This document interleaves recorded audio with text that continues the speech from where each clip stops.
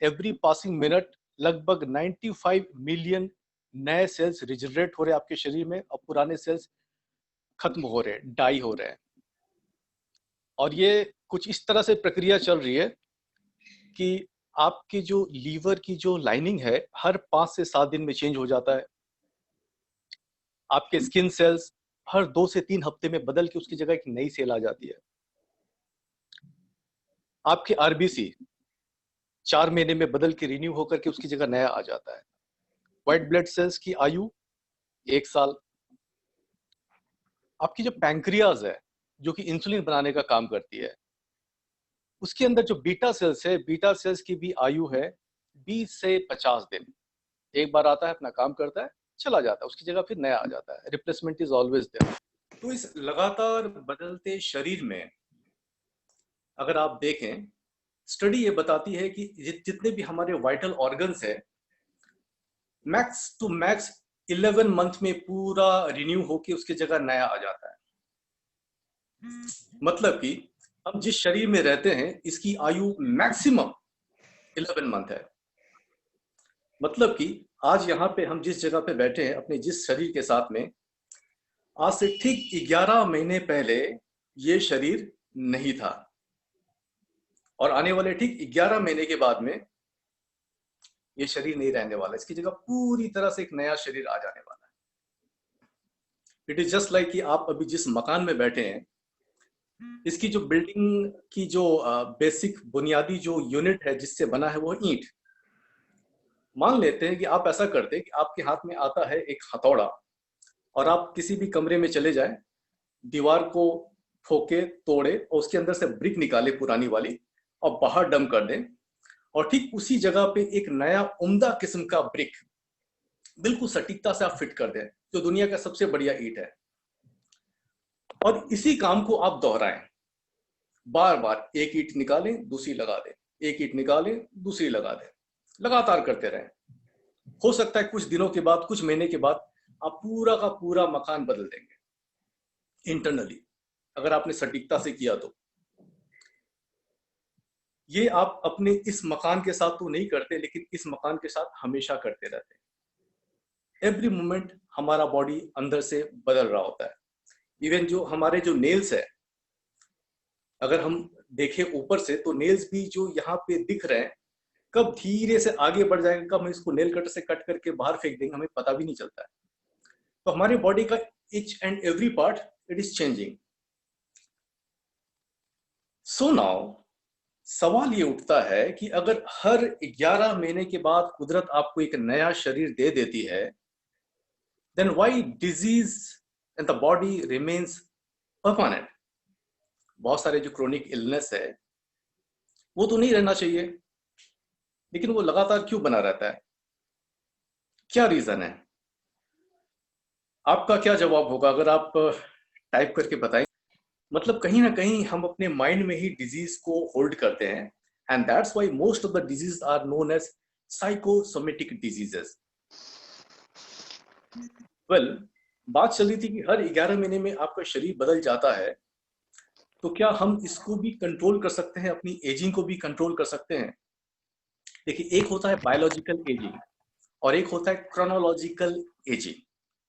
Chronological ageing जो है ये कैलेंडर के साथ बदलता रहता है, चेंज होता रहता है। कैलेंडर के साथ हमारी साल उम्र बढ़ती जाती है, इसको तो हम कंट्रोल नहीं कर सकते हैं क्रोनोलॉजिकल एजिंग को। बट जिसको हम कंट्रोल कर सकते हैं वो है बायोलॉजिकल एजिंग। ये पूरी तरह से हमारे हाथ में है। तो अब अगर हम मेंटल लेवल पे, मानसिक लेवल पे अपने बॉडी में चेंजेस लाना चाहते हैं, तो अपने को करना पड़ेगा कुछ editing. Yes, now we know कि we have given the power to bring change in our body. अभी इस वक्त शरीर में हो सकता है कि कोई इलनेस है, कोई प्रॉब्लम है, कोई इश्यू है, डजंट मैटर। जैसे कि एक नदी, जो बहती हुई नदी है, वो कभी गंदा हमेशा नहीं रह सकता।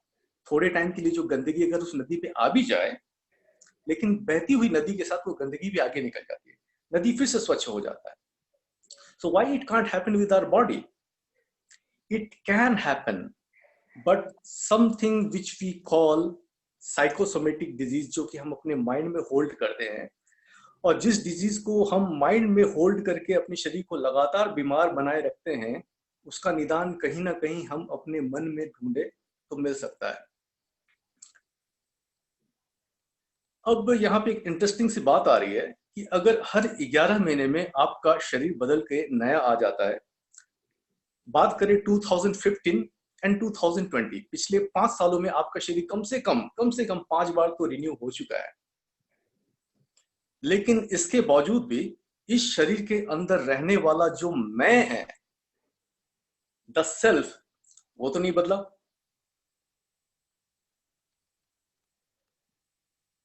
आज से 5 साल पहले भी आप मैं थे, आज भी आप अपने आप को मैं ही कहते हैं। तो वो जो मैं ही कहने वाली जो एनर्जी, जो सत्ता है, it must be different one, different than this body. It is our mind, it is our soul, it is our spirit, it is our that metaphysical energy. सूक्ष्म जो है वो है आत्मा। तो soul energy and this physical body.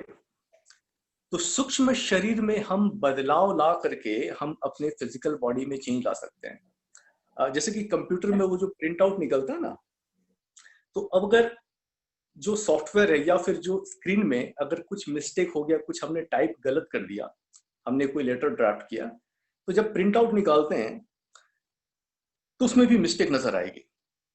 तो अब उस मिस्टेक को करेक्ट करने के लिए अगर हम या तो इरेजर यूज करें या फिर ओवर राइटिंग करें, तो इससे बात उतनी ज्यादा नहीं बनेगी।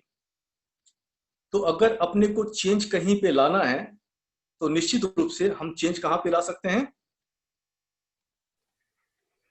माइंडसेट हार्ड में कॉपी में ला सकेंगे कि सॉफ्ट कॉपी में? What you call the patterns? Internally soft copy. बहुत बड़ी गलती हम लोग अक्सर करके कर रहे होते हैं, जो कि हम अपने आप को फिजिकल बॉडी मानते हुए फिजिकल बॉडी के ऊपर में एडिटिंग करने की कोशिश करते हैं, उसको ठीक करने की कोशिश करते हैं, जबकि प्रॉब्लम कहीं और है। इंटरनल उस जगह पे अपने आप को ठीक करने की जरूरत है। सेकेंडली, अगर डिजीज की बात करें, जो बीमारी की हम बात करते हैं, बीमारियां एक्चुअली बहुत सारी नहीं होती है। बीमारी होती है सिर्फ एक, और वो बीमारी है मेल फंक्शनिंग ऑफ सेल।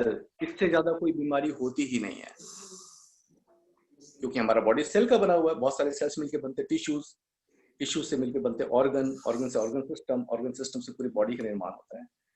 तो सेलुलर लेवल पे जो मेल फंक्शनिंग स्टार्ट हो जाती है, for whatever the reason, we call disease. And if we trace back the reason behind malfunctioning of cell, we may come to the point कि ज्यादा से ज्यादा ये 4 कारक है, 4 फैक्टर है जिस वजह से हमारे जो सेल थे वो मेल फंक्शनिंग करना शुरू कर देता है। Toxicity in the body, lack of vital nutrient, lack of proper rest मतलब नींद, स्लीप एंड एक्सरसाइज, और चौथा स्टेट ऑफ माइंड। हालांकि स्टेट ऑफ माइंड को यहाँ पे मैंने चौथे नंबर पे बोला, मगर इन एक्चुअल इसको पहले नंबर पे रखना चाहिए। सबसे बड़ा रोल प्ले कर रहा होता है हमारा स्टेट ऑफ माइंड हमारे बॉडी में डिजीज को होल्ड करने में। Let me explain you with an example कि किस तरह से हमारे जो संकल्प है, हमारे जो विचार है, हमारे शरीर को लगातार इन्फ्लुएंस करते रहते हैं। प्री नेटल साइकोलॉजी में, गर्भ से पूर्व का जो मनोविज्ञान है, मैं थोड़ी डिफरेंट एग्जांपल पे आ रहा हूँ। तो प्री नेटल साइकोलॉजी में काफी बड़ा टॉपिक है लिम्बिक इम्प्रिंट। मतलब माता के गर्भ में, एक प्रेग्नेंट लेडी के गर्भ में पल रहा जो शिशु है, उसका मानसिक और शारीरिक विकास बहुत हद तक निर्भर करता है, डिपेंड करता है कि मदर क्या खा रही हैं, कैसे माहौल में वो रह रही हैं। और हम सभी इस बात को जानते हैं कि कहीं भी अगर कोई प्रेग्नेंट लेडी होती है तो बहुत सारी बातों का ध्यान, उनका रेस्ट, एक्सरसाइज और उनके आराम का, इसके अलावा उनकी सोच का भी ध्यान रखा जाता है। क्या पढ़ना है, क्या नहीं पढ़ना है, कैसे टीवी में प्रोग्राम्स देखने, कैसे वायलेंट प्रोग्राम्स नहीं देखने हैं, किस तरह के लोगों से मिलना है, किनसे नहीं मिलना है। उस शिशु का विकास शारीरिक और मानसिक पूरी तरह से निर्भर करता है क्या मदर सोच रही होती है। तो उस 9 महीने के दौरान कितनी सारी बातों का ध्यान रखा जाता है। And for a pregnant lady, but why not with all of us, हम सभी को भी तो अपने संकल्प का, अपने विचार का, हम किस माहौल में अपने आप को रख रहे हैं, इस बात का ध्यान रखने की उतना ही शायद जरूरत है जितना कि एक प्रेग्नेंट लेडी के लिए। Because now we know that every minute हम अपने शरीर में 95 मिलियन न्यू बेबी सेल्स को जन्म दे रहे हैं, इजंट इट? जिस वक्त हमारे मन में जो भी विचार चल रहे, जो भी संकल्प चल रहे हैं, जिस वक्त हम या एग्रेशन में है, या डिप्रेशन में है, या एंजाइटी में है, या एंगर में है, उन मूवमेंट में हमारे बॉडी में तो नए सेल्स बन रहे हैं। तो उस दौरान हमारे शरीर में बन रहे सेल्स के ऊपर क्या इम्पैक्ट पड़ सकता है। एंड फर्दर मोर, वो सेल तो बाद में अपने आप को मल्टीप्लाई भी तो करेंगे ना। तो किस टाइप की जनरेशन को हम अपने शरीर में, सेल्स के जनरेशन को जनरेट कर रहे हैं, रीजनरेट कर रहे हैं। So here what actually we need is, वैसे जैसे अभी काफी अच्छा सेशन चल रहा है सुबह का, जो मेडिटेशन का जो टाइम है, मैं कहना ही चाहता हूँ कि जब भी हम मेडिटेट करते हैं सारे दिन में, कोई भी ऐसा मोमेंट, ऐसा समय जब हम खुद को बिल्कुल आइसोलेट कर लेते हैं, अपने आप में रहते हैं, अपने विचार में मगन हो जाते हैं, इसको टेक्निकली अगर हम बात करें तो अल्फा ब्रेन वेव हम जनरेट कर रहे होते हैं जब अपने दिमाग में, उस समय हमारे शरीर के अंदर बहुत ही पॉजिटिव हार्मोन्स पैदा हो रहे होते हैं। और इसके अलावा जिन मुहूर्त में, जिन मोमेंट में हम मेडिटेशन में बैठ करके अच्छे अफर्मेशंस ले रहे होते हैं, उस दौरान भी हमारे शरीर के अंदर में गुड सेल्स पैदा हो रहे होते हैं। देखिए, ये जो बेबी सेल्स हमारे शरीर में हर वक्त जो पैदा होते हैं, आने वाले शरीर समय में वो हमारे शरीर की संरक्षण कर रहे होते हैं। तो we should be very much cautious about our thought pattern. और अगर हम अपने थॉट पैटर्न को कंट्रोल करना शुरू कर दें तो बहुत सारे बदलाव, बहुत ही सूक्ष्म बदलाव हम अपने शारीरिक स्तर पर देखना शुरू कर देंगे। डिजीज आपके बॉडी में परमानेंट तो रह ही नहीं सकता। डायबिटीज की बात कर लेते हैं, कहते हैं कि डायबिटीज जिसको भी हो जाएगा, type 1, type 2, it is going to remain life long. You can't cure diabetes, ऐसा बताया जाता है। You can manage, you can control diabetes, but you can't cure, ऐसा बिलीफ सिस्टम, एक बिलीफ का पैटर्न हमारे दिमाग में डाल दिया जाता है, विच इज नॉट सो। सोचने की बात है, क्यों डायबिटीज हो गया? बिकॉज शायद पैंक्रियाज ढंग से काम नहीं कर रही है, उसके अंदर जो बीटा सेल्स है वो इंसुलिन पैदा नहीं कर रही है। फाइन, बीटा सेल्स इंसुलिन नहीं बना रही है, तो अभी जो बीटा सेल्स, ये जो पैंक्रियाज एक फैक्ट्री है और इसके जो मजदूर है, वर्कर्स है, ये है बीटा सेल्स। तो प्रेजेंटली जो बीटा सेल्स की जो टीम है, हो सकता है वो insulin for whatever the reason नहीं बना रही है, लेकिन वो जो बीटा सेल्स है वो तो सारी जिंदगी पैंक्रियाज में नहीं रहने वाली ना। उसकी भी जो टेन्योर है कितना है, 20 to 50 days। After 50 days, a new team of beta cells are about to come. So we can very well expect out of those new team of beta cells कि वो हमारे शरीर में इंसुलिन बनाए। लेकिन शायद उस एक्सपेक्टेंसी को ही हम छोड़ देते हैं। हम तो मान बैठते कि मेरे को तो डायबिटीज हो गया, और हम यहां से एक सिग्नल भेजते सीधे रूप से हमारे पैंक्रियाज को कि अब तो कुछ भी हो जाए, क्योंकि डॉक्टर्स ने बता दिया है और मुझे तो सारी जिंदगी मेडिसिन के ऊपर ही डिपेंड होकर के अपने डायबिटीज को कंट्रोल करना है।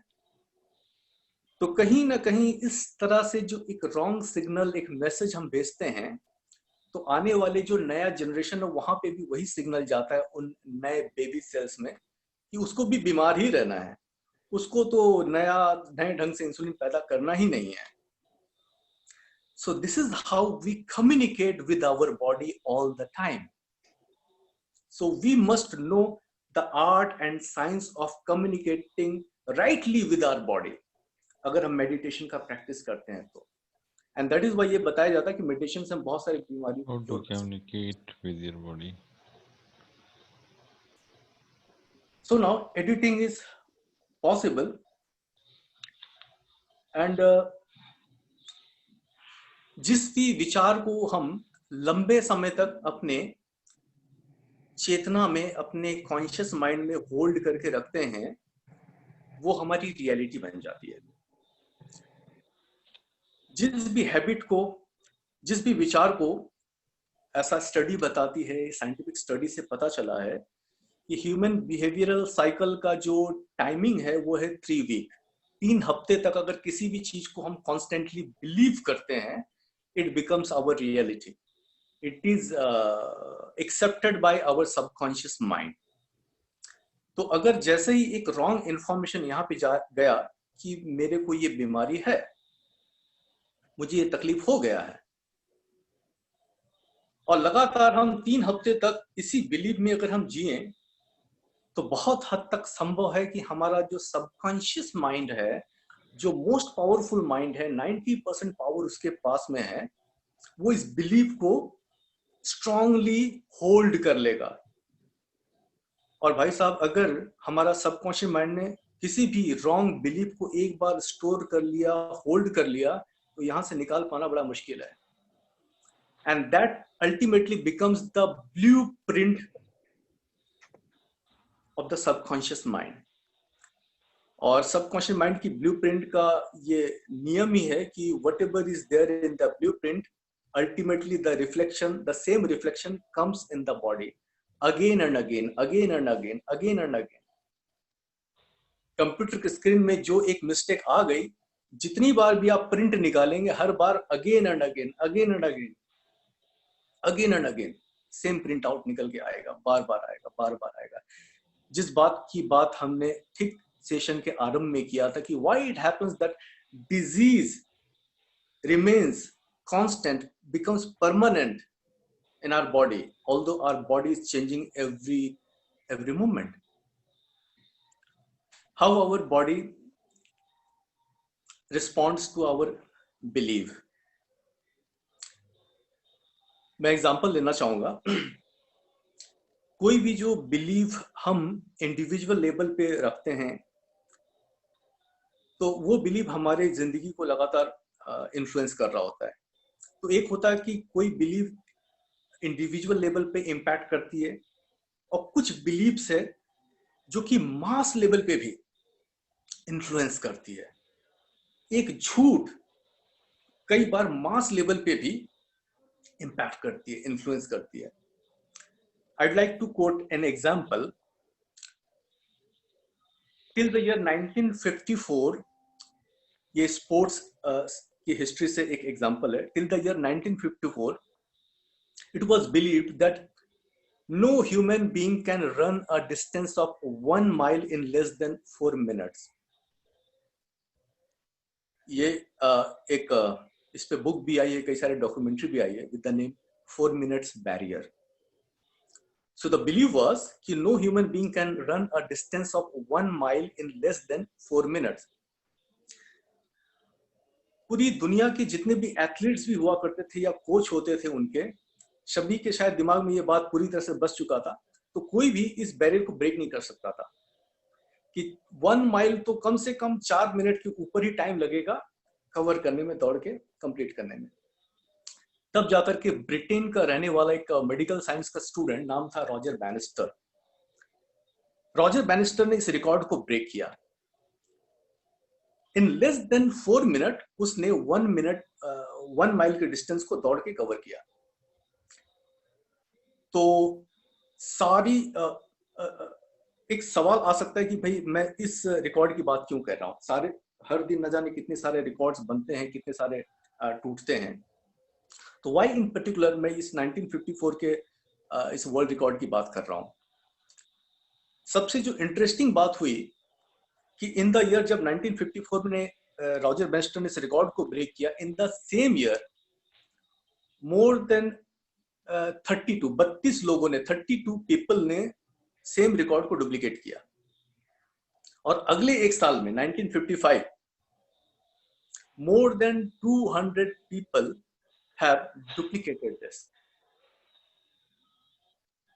Now the question arises, एक सवाल बन गया अपने आप में, सारी दुनिया का ध्यान इस बात पे गया, साइंटिस्ट का, साइकोलॉजिस्ट का, स्पोर्ट्स के जो कोच हैं इनका ध्यान इस बात पे गया कि how it became possible, like कि पहले सैकड़ों साल तक जिस काम को किसी लोगों ने नहीं किया, एक व्यक्ति ने जैसे किया, इतने सारे लोगों ने धड़ाधड़ डुप्लीकेट करना शुरू कर दिया।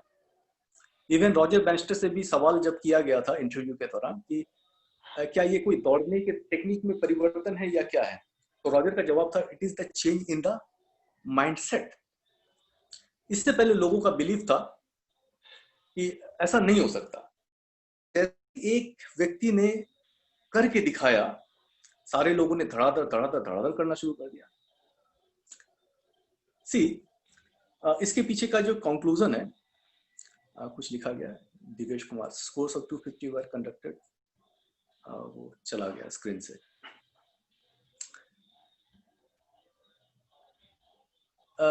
तो ये दौड़ने का तरीका में, it is the change in the state of the mind. क्या होता ना कि जब भी हम कोई एक नए काम को करने जाते हैं तो हमारा जो माइंड है सबसे पहले रेफरेंस ढूंढता है कि इस काम को आज से पहले किसी ने किया है या फिर नहीं किया है। अगर किसी ने किया है, अगर अपने को वो रेफरेंस मिल जाता है तो हम भी मानने लग पड़ते कि शायद हम भी कर लेंगे। लेकिन जैसे ही हमारा माइंड कोई रेफरेंस ढूंढने की कोशिश करता है और उसको कोई ऐसा रेफरेंस दिखाई नहीं पड़ता, तो उसके लिए सबसे आसान सा रास्ता ये होता है कि अरे इस काम को आज से पहले तो किसी ने किया ही नहीं, तो इस काम को करने की कोशिश करना भी बेकार है। Why I am talking of this all? जब भी किसी को डायबिटीज हो जाती है तो उसको बिलीव करवाया जाता है, क्योंकि उसने अपने आजू बाजू भी ऐसा ही देखा है, उसने आर्टिकल्स में भी शायद यही पढ़ा है, उसने गूगल में भी शायद यही पढ़ा है कि it is something incurable, you have to manage it life long. कौन सी बिलीव इंड्यूस हुई और ये मास लेवल पे हो रहा है। दीपक जी, एक मिनट इंटरप्ट कर रहा हूँ। देवेश जी ने जो लिखा है कि क्रिकेट में भी 250 रन्स को स्कोर करना कुछ साल पहले इम्पॉसिबल था और आज वही 250 रन्स 20 ओवर्स में स्कोर किए जा रहे हैं। ये देवेश जी ने ऐड किया था। So nice example. Thank you. So this is see how it happens. हम रेफरेंस के आधार पे काम करते हैं। तो एक बड़ा इंटरेस्टिंग सी एक और बात निकल के आ रही है कि Roger became the reference for so many athletes. वो जो 32 पीपल लोगों ने डुप्लीकेट किया पहले साल में, वो जो 200 से अधिक लोगों ने डुप्लीकेट किया अगले साल में, तो रॉजर बैनिस्टर के सामने रेफरेंस कौन था? खुद था। he was thinking himself कि I can break it। mindset में उसने अपना ये डिसाइड किया। कौन सेल्फ? जवाब आपकी तरफ से ही आ रहा है। So nice, wonderful. ये बताया जाता है कि वो हर रात को सोने से पहले इस विचार को बार बार अपने मन में दोहराता था कि वो जिस स्टेडियम में जहां पे उसको वो परफॉर्म करना था वहां पे खुद को विजुअलाइज करता था कि वो दौड़ रहा है और उसने ठीक 4 मिनट से कम टाइम उसने उस दौड़ को कवर कर लिया। और बार बार इस चीज को विजुअलाइज करते करते ही अल्टीमेटली ये बात उसके जीवन में रियलिटी हो गई। So anyway, how this science of repetition and how one if visualizes certain things during before going to sleep and how it works in our total body mind, तो ये एक अलग टॉपिक, इसके ऊपर हम कभी और चर्चा करेंगे, सबकॉन्शियस माइंड की रीप्रोग्रामिंग के बारे में। सो जब हमने स्टार्ट किया था कि ये जो 4 फैक्टर हमारे हेल्थ को लगातार इन्फ्लुएंस कर रहे होते हैं, that is toxicity in the body, lack of vital nutrients, proper rest and exercise, or state of mind. So this state of mind is very very very important, जो कि determine करता है हमारे बॉडी में अगर किसी एलिमेंट को हम उसको होल्ड करेंगे, उस मेहमान को हम बिठा के रखेंगे कि हम उसे चलता। So Roger used the subconscious mind's power from Rajeev ji. yes subconscious mind के पावर को ही उसने इस्तेमाल किया, यूज किया। इनफैक्ट आगे चल करके स्पोर्ट्स में काफी ज्यादा इसका यूज हुआ। आफ्टर 1980 रशिया में स्टार्ट हुआ था, स्पोर्ट्स में साइंटिस्ट लोगों ने फिर अपना काम करना शुरू किया था। और इसमें एक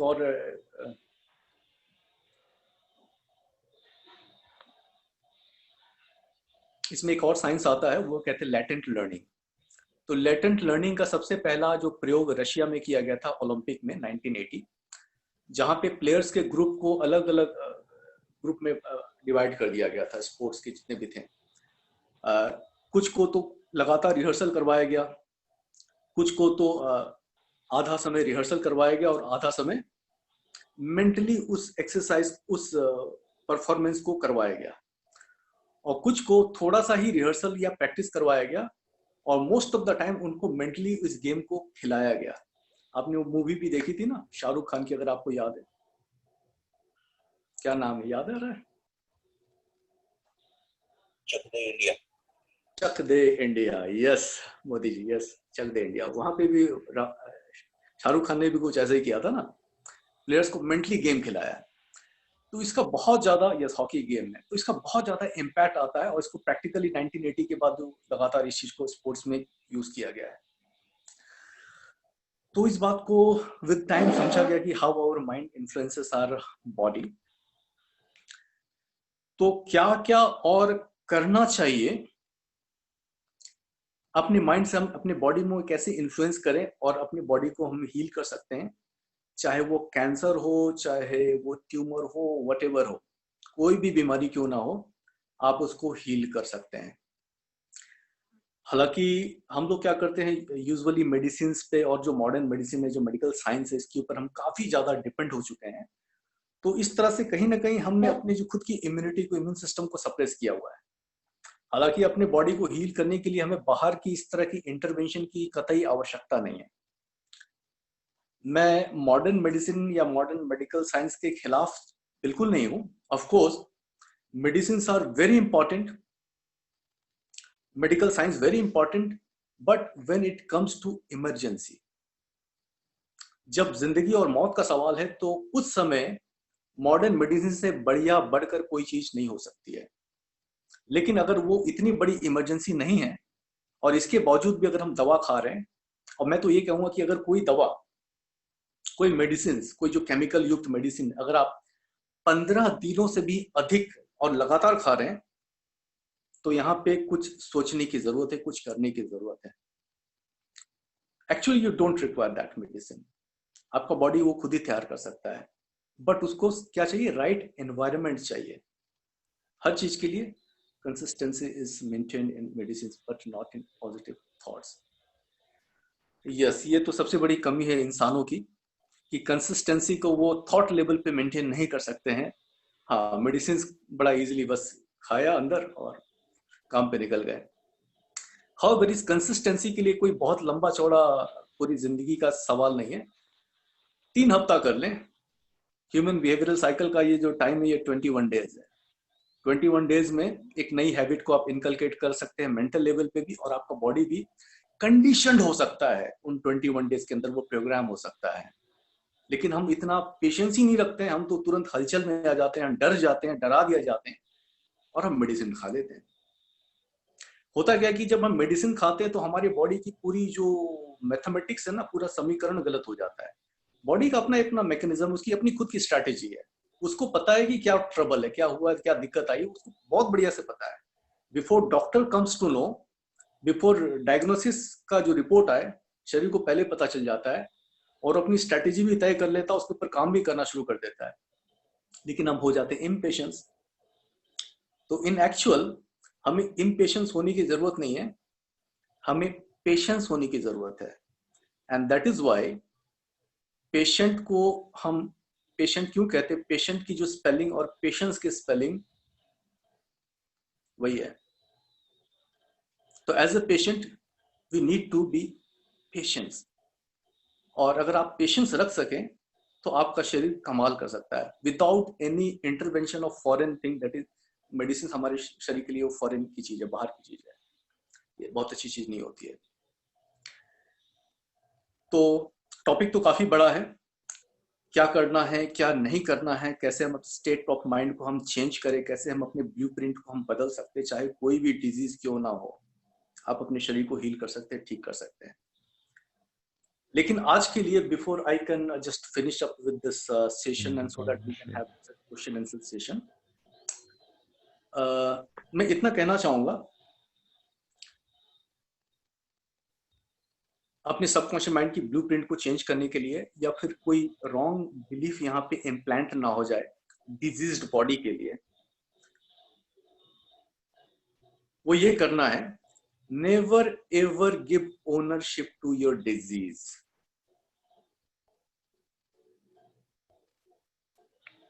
शरीर में कोई भी डिजीज है, कोई भी तकलीफ है, कोई भी परेशानी, कहते ना, my diabetes, I am diabetic, oh no, so much damaging this thought, this idea is to your never ever, because this I am is so much powerful। कोई भी थॉट के साथ ये जो सबकॉन्शियस माइंड जो बैठा है, ये जो mind is the prime minister of this body, राष्ट्रपति है, प्रधानमंत्री है शरीर का। जब भी वो किसी चीज के ऊपर साइन कर देता है ना, कोई पेपर आ गया, साइन कर दिया, तो वो फिर एग्जीक्यूट करना ही पड़ता है। तो बॉडी के लेवल पे भी चीजें एग्जीक्यूट होना शुरू हो जाती है जब आई एम के लेवल पे आप किसी चीज को एक्सेप्ट कर लेते हैं। I am diabetic, okay fine, paper आया, हमने साइन कर दिया। No, don't sign, don't accept it. Okay, yeah, it's coming to continue. Believe that every disease is temporary. Yes, of course, every disease is temporary. और in fact आज के बाद से जो सेल्फ टॉक है, चाहे दूसरे के साथ भी बात करते हैं, कई बार होता है ना कि सामने से किसी ने फोन कर दिया कि भाई साहब और तबीयत कैसी है, इधर उधर की बात करने के बाद फिर कहीं ना कहीं हम अपनी बीमारी का रोना डायरेक्टली इनडायरेक्टली रोना शुरू कर देते हैं। No, do not accept this fact. ये मान जाइए कि आपको बीमारी है ही नहीं, ना किसी और से बात कीजिए इस बारे में। किसी और ने अगर पूछ भी लिया तो आप क्या कीजिए, जस्ट बात को आप किनारा कर दीजिए, छोटा करके फिनिश करके टॉपिक चेंज कर जाइए, उस टॉपिक पे बात ना करें और अपने आप से भी बात ना करें, एकदम बिल्कुल भूल जाएं। मिरेकल होगा, don't tell this it my disease और I have a disease, never ever, कभी भी नहीं बोलना है। और जैसे ही आपने अपने चेतना के लेवल पे, कॉन्शियसनेस के स्तर पर इस विचार को निकाल दिया, हटा दिया, कुदरत आपके शरीर के अंदर वो नेचुरल तरीके से चेंज लाना शुरू कर देगी जिसके लिए ये शरीर बनी हुई है। वैसे भी आपका शरीर लगातार बदल रहा है, तो इसको चेंज करने की जरूरत है थॉट के लेवल पे, कॉन्शियस माइंड के लेवल पे। और ये जो 21 डेज का जो फंडा है, 21 दिन का, ये किस तरह से हमारे शरीर में बदलाव लाता है,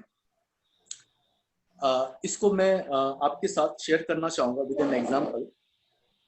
मेडिकल साइंस में एक टर्म आता है phantom limb syndrome.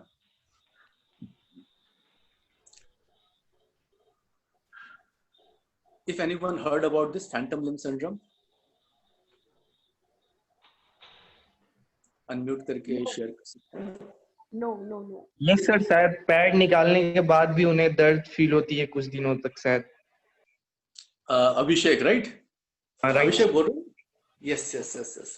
Yes sir, जब पैर का ऑपरेशन होता है तो उसके बाद भी उन लोगों को पैर में दर्द फील होता है, शायद ये है क्या? इसमें मैं आपको एक डॉक्टर दीपक एक एग्जांपल दूंगा कि वर्ल्ड वॉर सेकंड के अंदर जर्मन के एक स्पाई को जब वहां से रेस्क्यू में लेके आए गए और जब डॉक्टर्स की टीम सुबह उनको मिलने गई तो उसने कंप्लेन किया कि मेरे जो है लेफ्ट हैंड में बहुत ज्यादा दर्द हो रहा है, मतलब अनबीरेबल, मेरे को यहाँ पे गोली लगी हुई है। तो अब डॉक्टर्स बड़े हैरान हो गए कि इसको एम्पुटेशन कर दिया गया, हाथ है ही नहीं इसके पास, फिर इसको दर्द कैसे हो रहा है? तो वो पूरी टीम ने कहा भाई क्या इसका क्या मतलब है? तो उन्होंने जब उसको ये बताया कि तुम्हारा हाथ नहीं है, काट दिया गया हाथ, एम्पुटेशन हो चुका है, तो तुरंत ही उसका दर्द बंद हो गया। ये रिकॉर्डेड डॉक्यूमेंटेड है, ये I will share some time. तो आपकी बात इस बात से प्रूव करती है कि हमारा जो है दर्द या बीमारी वो यहाँ होती है, वहां नहीं होती है। Thank you. Right, thank you, thank you. Anshu ji आपने भी कुछ लिखा, वी विल जस्ट स्टॉप, हम बात करेंगे फोन पे। Do not repeat again and again from Anshu to all, yes, do not repeat it again and again. तो देखा ये जाता है कि फैंटम लिम्ब सिंड्रोम है, ये जो पेशेंट के साथ या हाथ या फिर पैर जब एम्प्यूट कर दी जाती तो लगातार उनको महसूस होता रहता है कि वो शरीर का हिस्सा लगातार मौजूद है, और न सिर्फ मौजूद है बल्कि वहां पे कुछ पेन या कुछ सेंसेशन कुछ ऐसा आ रहा है जो कि बार बार उसको अनईजी कर रहा है। Actually this is the method, this is the way our subconscious mind works. होता क्या है कि मैं अभी जो ब्लूप्रिंट की बात कर रहा था, तो ब्लूप्रिंट होता है हमारे सबकॉन्शियस माइंड में, हमारे पर्सनालिटी का ब्लूप्रिंट होता है, हमारी इंडिविजुअलिटी का ब्लूप्रिंट होता है, हम कितने इंट्रोवर्ट है, कितने एक्सट्रोवर्ट है, कितने इंटेलिजेंट है, किसी सिचुएशन में हम कैसे रिएक्ट करते हैं। तो टोटल बिहेवियर का ब्लूप्रिंट अपने यहाँ सबकॉन्शियस माइंड में होता है। इसके अलावा एक ब्लूप्रिंट होता है हमारे हेल्थ का, एक ब्लूप्रिंट होता है हमारे बॉडी के मैप का। इसीलिए क्या होता है, ये थोड़ा डिफरेंट टॉपिक, इस टॉपिक की फिर कभी आएंगे, कि कई बार क्या होता है ना कि कोई जब ओवरवेट होते हैं तो वो अपने आप को स्लिम ट्रिम करने के लिए बहुत कोशिश करते हैं बॉडी ट्रांसफॉर्मेशन का, लेकिन कुछ लोग ही सफल हो पाते हैं। तो इसके बाकी जो एक्सटर्नल फैक्टर की इसकी बात तो मैं अभी नहीं करूंगा, लेकिन जो इंटरनल फैक्टर ये होता है कि कोई अगर ओवरवेट है, मान लेते कि इसकी वजन है किसी व्यक्ति का 120 किलोग्राम, जो कि एक्स्ट्रा है उनके हाइट के मुताबिक, उनके एज के मुताबिक, लेकिन वो अपने 120 के वेट को कम नहीं कर सकता है, चाहे वो अपने डाइट में जितना चेंज लाए, सुबह सुबह वॉक पे निकल जाए, ये करे वो कर ले, लेकिन क्या होता है कि कुछ दिन करता है फिर छोड़ देता है। होता क्या है कि उसकी जो ब्लूप्रिंट है सबकॉन्शियस माइंड में, वो भी तो 120 किलोग्राम का है। अब फिजिकल लेवल पे जैसे वो कोशिश करता है अपने को 120 से नीचे ले जाने की, तो इसमें बहुत विल पावर की जरूरत होती है, because he has to fight with his subconscious mind. क्योंकि वो जैसे 120 से 115 और 110 किलोग्राम की तरफ शिफ्ट करता है, तो उसका सबकॉन्शियस माइंड बगावत कर देता है। बिकॉज सबकॉन्शियस माइंड को ये नहीं पता है कि मोटा होना अच्छी बात है कि बुरी बात है। यस, वो नॉन लॉजिकल माइंड होता है ना, उसका लॉजिक नहीं होता है, गुड बैड की उसको पता नहीं होती है। उसको तो सिर्फ इतना पता है कि जो ब्लूप्रिंट में है वही एक्सटर्नल बॉडी में होना चाहिए, एंड दैट इज व्हाई वो बार बार कोशिश करता है, लेकिन जैसे वो 115 और 110 किलोग्राम की तरफ शिफ्ट करता है, तुरंत सबकॉन्शियस माइंड एक्शन लेवल पे आ जाता है और टग ऑफ वार शुरू हो जाता है। सबकॉन्शियस माइंड खींचता है वापस से 120 की तरफ, और हमारी कोशिश होती है कि हम कैसे वेट को कम करें। तो अगर कॉन्शियस माइंड और सबकॉन्शियस माइंड के बीच में टग ऑफ वार होगा तो जीतेगा कौन? Conscious mind. Most of the time 90% power subconscious mind के पास में है। Most of the time subconscious mind जीतेगा। That is why you often lose. Yeah. Most of the time. Powerful this subconscious mind, मतलब कि अपने बॉडी के किसी भी एस्पेक्ट या बॉडी मैप की बात करें, या फिर हम बात करें हेल्थ की, जो ब्लूप्रिंट है, अगर रॉन्ग ब्लूप्रिंट चला गया तो वो रॉन्ग ब्लूप्रिंट लगातार मेंटेन रहेगा और आपका प्रिंट आउट बार बार हर साल बीमारी की आएगी। तो यहाँ पे चेंज करने की जरूरत है। तो मैं फैंटम लिम्ब सिंड्रोम की बात कर रहा था कि वो जो पेशेंट, उसको लगातार 21 डेज तक फील होता है कि मेरा वो हाथ है, और हाथों में कई बार वो डॉक्टर को बोलता है कि डॉक्टर साहब मेरे हाथ में खुजली हो रही है, इतनी ज्यादा खुजली हो रही है कि मैं सो नहीं पा रहा हूँ। एक्चुअली सबकॉन्शियस माइंड का एक तरीका है बार बार रिमाइंड करवाने का कि भाई वो हाथ कहाँ गया, क्योंकि ब्लूप्रिंट में तो बॉडी का वो कंप्लीट 100% मैप है, उसमें हाथ भी है पैर भी है, लेकिन फिजिकल लेवल पे हाथ को कर दिया डॉक्टर ने एम्प्यूट, तो सबकॉन्शियस माइंड ढूंढेगा ना, वो रिएक्ट तो करेगा ना, वो तो इस ढंग से रिएक्ट करता है। तो एनीवे डॉक्टर्स ने भी इसका सॉल्यूशन कुछ ऐसे निकाला है, वो पेशेंट को बोलते कि भाई आप आंख बंद करो, रिलैक्स करो, डीप ब्रीथ करो और जस्ट विजुलाइज करो आप दूसरे हाथ से अपने एक हाथ को खुजली कर रहे हो। तो ऐसी स्थिति में देखा गया है कि जो पेशेंट है उसका वो दर्द कम हो जाता है। तो एनीवे ये जो फैंटम लिम्ब सिंड्रोम डॉक्टर्स ने देखा कि अधिक से अधिक 3 हफ्ते तक चलता है और 3 हफ्ते के बाद में वो धीरे धीरे कम हो जाता है। क्या होता है जी? 3 हफ्ते में हमारा सबकॉन्शियस माइंड रिकंडीशनड हो जाता है विद द फैक्ट कि now there is no more that hand और दैट लेग, और वो अपनी ब्लूप्रिंट से उस मैप में सीजर चला देता, काट के उसको अलग कर देता है। तो इस तरह से फिर वो बैलेंस कर देता है। तो एनीवे ये तो बात हो गई कि कैसे ब्लूप्रिंट से कोई इमेज को इरेज करता है हमारा सबकॉन्शियस माइंड, और इसके लिए वो 21 डेज का टाइम ले लेता है। तो इसी तरह अगर कोई भी डिजीज का ब्लूप्रिंट आपके सबकॉन्शियस माइंड में अभी गलती से अगर बन गया है तो उसको भी इरेज करने में 21 डेज का टाइम लगेगा। आज से शुरुआत करें और काम होना शुरू हो जाएगा। हालांकि इसके साथ कुछ और भी टेक्निक्स जुड़े हुए कि कैसे आपको अल्फा स्टेट ऑफ माइंड में जाना, क्योंकि अगर आप अल्फा स्टेट ऑफ माइंड में जाकर के माइंड की रिकंडीशनिंग करते हैं तो वो काम फटाफट और बहुत जल्दी में हो जाता है।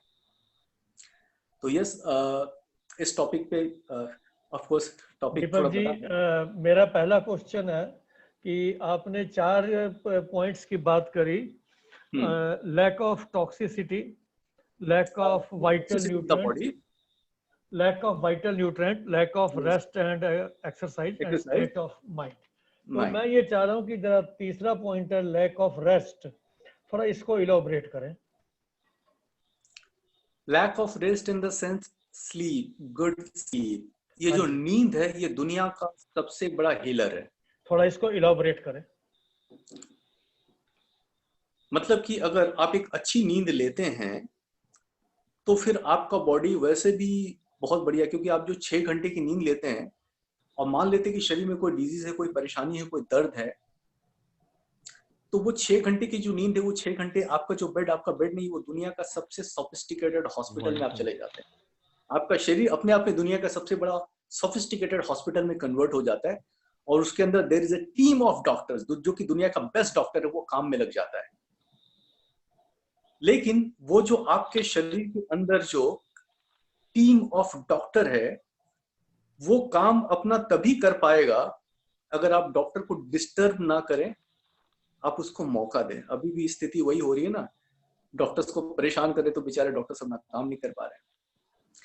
हम अपने डॉक्टर को वो सुविधा, वो एनवायरनमेंट कैसे दे सकते हैं? अगर हम साउंड स्लीप लेते हैं, और अगर हम साउंड स्लीप लेने की कला हम सीख जाएं, समझ जाएं, तो और कहीं भी हीलर के पास, किसी डॉक्टर के पास जाने की जरूरत नहीं। आपका शरीर खुद ब खुद अपने आप को हील कर लेगा। वो 6 घंटे के अंदर पूरा मरम्मत करता है। थोड़ा सा इसी को शेयर करें, कैसे हम इसमें कामयाबी प्राप्त करें।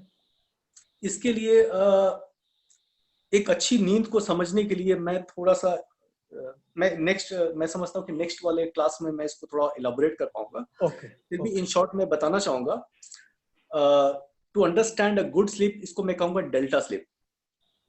हम जब रात की नींद लेते हैं तो हमारी नींद थीटा स्लीप होती है और डेल्टा स्लीप होती है।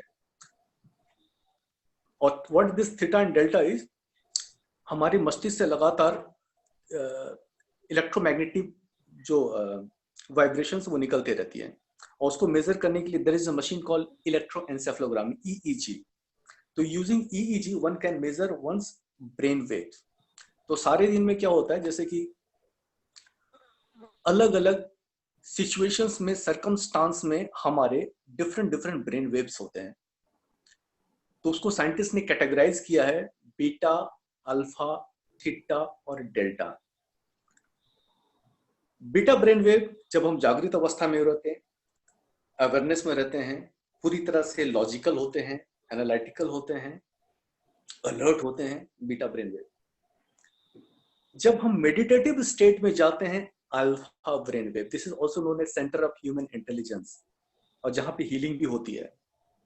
तो we will of course discuss, अगले क्लास में हम स्लीप के ऊपर थोड़ा और ज्यादा बात करेंगे। Next term is the theta. Theta में हम सपने देखते हैं, हम नींद में चले जाते हैं, हम सपने देख रहे होते हैं। एंड डीप डेल्टा में इवन हम सपने भी देखना बंद कर देते हैं। तो वो मूवमेंट बहुत थोड़ा होता है। हम रात की नींद में 3 बार कम से कम डेल्टा में जाते हैं, डीप डेल्टा में। और जब हम डीप डेल्टा में जाते हैं, उसी टाइम पे हमारी बॉडी के अंदर जबरदस्त तरीके से हीलिंग होती है, वो सारे केमिकल्स बनते हैं जो दुनिया की किसी भी फार्मा कंपनी में नहीं बनती है। वो हमारे बॉडी के अंदर ऑटोमेटिकली बनना शुरू होती है और हमारी बॉडी को इटरनली हील करती है। तो deep sleep, deep delta is very important, और इसी टाइम पे हमारे शरीर के अंदर मेडिसिन वो तमाम बनती है। हालांकि एक चीज यहाँ पे एक और पॉइंट है कि अगर हम एक्सटर्नली कुछ मेडिसिन वगैरह लेते हैं तो अक्सर करके बहुत लोगों को इंसोम्निया की प्रॉब्लम होती है, नींद नहीं आती है। तो कई लोग कंप्लेन करते हैं कि भाई मैं क्या करूं, मेरी नींद ही अच्छी नहीं है, तो क्या करूं? फर्स्ट ऑफ ऑल, नींद बहुत ही नेचुरल चीज है। अगर दिमाग में बहुत ज्यादा एंजाइटी है, थॉट्स है, तो नींद नहीं आएगी। इसके अलावा कई बार जो हम लंबे समय तक कोई मेडिसिन ले रहे होते हैं, तो मेडिसिन क्या केमिकल है, और हमारे ब्रेन में वो जो केमिकल जाते हैं तो हमारा जो ब्रेन की जो मेलाटोनिन, जिससे कि नींद आती है, अच्छी नींद आती है, तो वो डिस्टर्ब हो जाता है, वो केमिस्ट्री खराब हो जाती है। तो जिनका लंबे समय तक का हिस्ट्री रहा है मेडिसिन लेने का, तो उनकी नींद डिस्टर्ब रहती है। या फिर किसी टाइम में उन्होंने लंबे समय तक मेडिसिन ली है, तो मेडिसिन का ये एक साइड इफेक्ट है, खास करके हमारे मस्तिष्क के ऊपर, जो मस्तिष्क की जो क्या बोलते हैं केमिकल लोचा ब्रेन का, वो चीज हो जाता है यहाँ पे। और वो चीज अगर यहाँ पे हो गया तो आपकी जो स्लीप साइकिल वो डिस्टर्ब होगी। तो अक्सर करके देखा जाता है कि समहाउ अगर आप कंट्रोल कर सके, if it things are under control, आप अपनी मेडिसिन को बंद करें, आपकी नींद वैसे भी ठीक हो जाने वाली है। Thank you. तो एनीवे, अभी मैं क्वेश्चंस आपसे लेना चाहूंगा, जो भी हमारे पास समय है। Yes please, unmute. हाँ जी। मैंने कहा आज क्वेश्चंस लेने सुनने का मन नहीं कर रहा, आज दिल कर रहा है बस आपको सुनते जाए सुनते जाए सुनते जाए। क्या बात है, thank you so much, wonderful, thank you so much, thank you so much Deepak ji. नाम बताएंगे? Wonderful session so far, wonderful session. Thank you so much. आपके मन में क्वेश्चन तो आ ही रहे होंगे, उनको शेयर करते हैं, कुछ आप शेयर करें। आपने बोला कि ब्लूप्रिंट के बारे में दीपक जी आपने बताया, नाम बताएंगे प्लीज? रेखा। रेखा जी, जी जी। दीपक जी आपने ब्लूप्रिंट के बारे में बताया, तो उस ब्लूप्रिंट को कैसे, उसके अगर मैं उसको फर्दरिंग प्रोसेस में अगर जाती हूँ तो कैसे उसके स्टेप्स को किस तरह से हम लोग कर सकते हैं, उसको ब्लूप्रिंट को अगर चेंज करना है अपना किसी भी एस्पेक्ट में, किसी भी जोन में, किसी भी एरिया में? या हमारी लाइफ के बहुत सारे एस्पेक्ट्स होते हैं, और किसी भी एस्पेक्ट को अगर अपने को बदलना है तो एक तो तरीका है कि हम अपने विल पावर को यूज करें, लेकिन इसमें बहुत विल पावर खर्च होगा, बहुत थॉट लेवल पे कंसिस्टेंसी आएगी। दूसरा तरीका है कि simply by going into alpha state of mind, meditative state में जाए और सजेशंस को हम इम्प्लांट कर दें अपने सबकॉन्शियस माइंड में। You mean to say the affirmations during that time? Affirmations. Okay. तो अभी सबसे इंटरेस्टिंग बात ये हो रही है कि अफर्मेशंस तो आप रोज कर रहे हैं, मेडिटेशन भी आप रोज कर रहे हैं, लेकिन होता है क्या है कि जब अपने को ये पता हो जाता है कि why I am doing it और इसको करने से मुझे क्या लाभ मिलते हैं, तो उस चीज को और भी ज्यादा कंसिस्टेंटली हम करना शुरू कर देते हैं। तो yes, auto suggestion when you go in alpha state of mind, और ऑटो सजेशन ले, ब्लूप्रिंट मतलब विजुलाइज करें जो भी चेंज लाना है लाइफ के जिस भी एस्पेक्ट को, उसको दोहराएं 2 से 3 बार। बहुत ज्यादा फोर्सफुली नहीं करना है, सहज रूप से करना है, उस चीज को जस्ट इमेजिन करना है, देखना है। और जब हम अल्फा स्टेट ऑफ माइंड में जा करके हम देख रहे होते हैं कॉन्शियसली, तो अल्फा स्टेट ऑफ माइंड के दौरान क्या होता है, conscious mind and subconscious mind के बीच का जो एक बैरियर होता है वो लूज हो जाता है, हल्का हो जाता है, लाइट हो जाता है। तो उस समय हमारे चेतन मन में चल रहा विचार सीधे रूप से अवचेतन मन तक चला जाता है, बड़ी आसानी से चला जाता है और वो एक्सेप्ट हो जाता है। तो ये एक बहुत अच्छा तरीका है इस्तेमाल करने का, इस ब्लूप्रिंट को चेंज करने का। तो मींस जब हम लोग एकदम मेडिटेटिव स्टेज में एकदम हम लोग जब एक पीक पे पहुंच जाते हैं, वेयर वी फील कि अब हम आ चुके हैं, we are aware in that moment, then we must plant that seed into that very moment only. Yes, with the believe, and believe comes from knowledge. जब आप नॉलेज लेते हो तो क्या होता है, फिर लगता है कि हाँ, मैं अगर इस दिशा में जाऊं तो कामयाब होऊंगा। अगर यहाँ से मेरे को जाना है ड्राइव करके लखनऊ, लेकिन लखनऊ का रास्ता ही नहीं पता, तो फिर हम शायद आधे रास्ते से लौट आ जाएंगे ना। लेकिन अपने पास अगर पूरा मैप है हम चले जाएंगे। So that is why knowledge हमें मदद करता है हमारे बिलीफ को एम्पावर करने में। रिवर्सिंग एज को भी अगर रिवर्स करना है तो एक सबसे बढ़िया formula, you want to reverse your age, ageing को स्लो डाउन अगर करना है तो just slow down. Exactly, yes. जितना हम स्लो डाउन होंगे थॉट लेवल पे, उतना ही हमारी जो एजिंग है स्लो डाउन हो जाएगी। तो स्लो डाउन का मतलब एक्शन लेवल पे नहीं, मतलब मेंटल लेवल पे। हालांकि ऐसा लग सकता है कि कहीं आलसी तो नहीं हो जाएंगे, आलसी नहीं होंगे, और ज्यादा एफिशिएंट हो जाएंगे, क्योंकि once you are slow down आप एरर नहीं करेंगे, सारी चीज बड़े एक्यूरेटली कर रहे होंगे। जी बिल्कुल, थैंक यू। Thank you. तो जिस चीज को हम विजुलाइज करते हैं उसी को वो रियल मानना शुरू कर देता है। अगर हम over a period of time repeatedly हम बार बार विजुलाइज कर रहे होते हैं तो सबकॉन्शियस माइंड की रिप्रोग्रामिंग करने के लिए एक तो क्या है, विजुअलाइजेशन, दूसरा है रिपीटेशन, तीसरा है बिलीविंग, और चौथा है by going into alpha state of mind. ये ब्लूप्रिंट को चेंज करने का ये 4 तरीका है, और सबसे जो इम्पोर्टेंट है वो है action.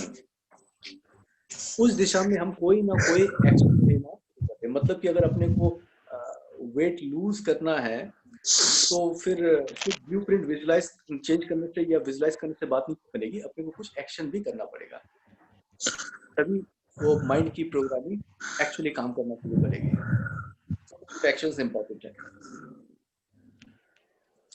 Correct visualization only, otherwise no use. Yes, right visualization, because subconscious mind only understands language of images. खाली